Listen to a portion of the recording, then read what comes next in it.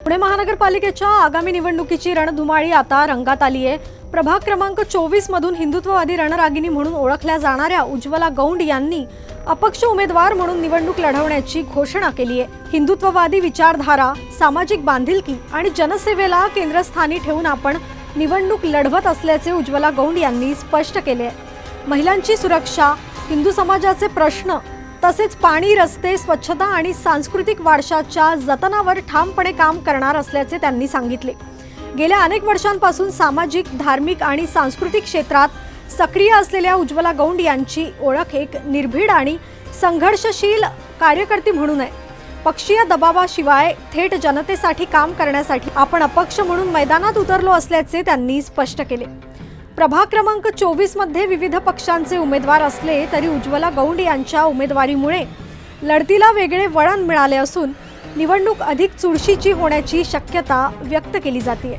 पुणे महानगरपालिकेची निवडणूक सुरू झाल्याचं आपल्याला पाहायला मिळतंय आणि बिगुलही वाजलेलं आपल्याला पाहायला मिळतंय। या निमित्तानं आपण आता उज्ज्वलाताईंकडे आलोय की ज्या वर्षानुवर्ष किंवा वारंवार हिंदुत्वाच्या मुद्द्यावरती त्यांचं आक्रमकपणे काम चालू असतं, तर आपण नेमकं त्यांच्याकडनं जाणून घेऊया की ही निवडणूक अपक्षता लढतायत, तर या निवडणुकीच्या निमित्तानं नेमकी काय नियोजन चालू आहे किंवा या निवडणुकीच्या बाबतीत जो काही प्रकार घडला की त्या सुरुवातीला भारतीय जनता पार्टीकडनं इच्छुक होत्या आणि तसं त्यांची चर्चाही होती आणि संपूर्ण महाराष्ट्रामध्ये ताई यांना उमेदवारी मिळावी असं असंख्य कार्यकर्त्यांकडनंही बोललं जात होतं। तर या निमित्तानं ताईंकडनंच आपण विचारणा करूयात की नेमकं ताई हा प्रचार आणि संपूर्ण जे काही निवडणुकीची पार्श्वभूमी या निमित्तानं काय सांगाल ताई? जय श्रीराम।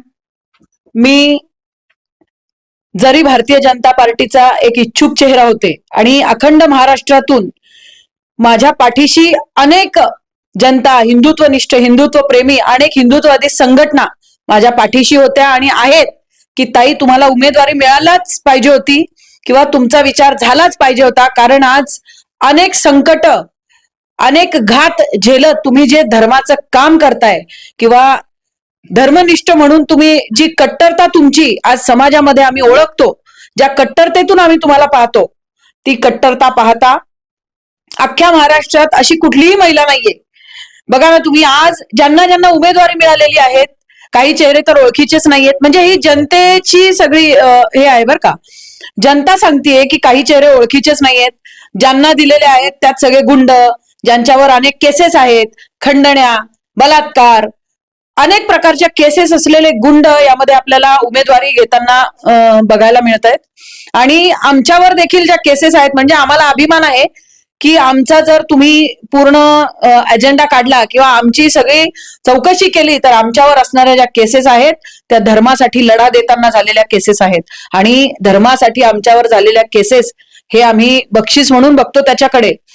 परंतु काही स्थानिक राजकारण्यांमुळे, त्या स्थानिक राजकारण्यांनी मला डावलण्याचं काम केलेलं आहे आणि त्या स्थानिक राजकारण्यांमुळे भारतीय जनता पार्टीने माझी दखल घेतलेली नाही, हा माझा आक्षेप आहे।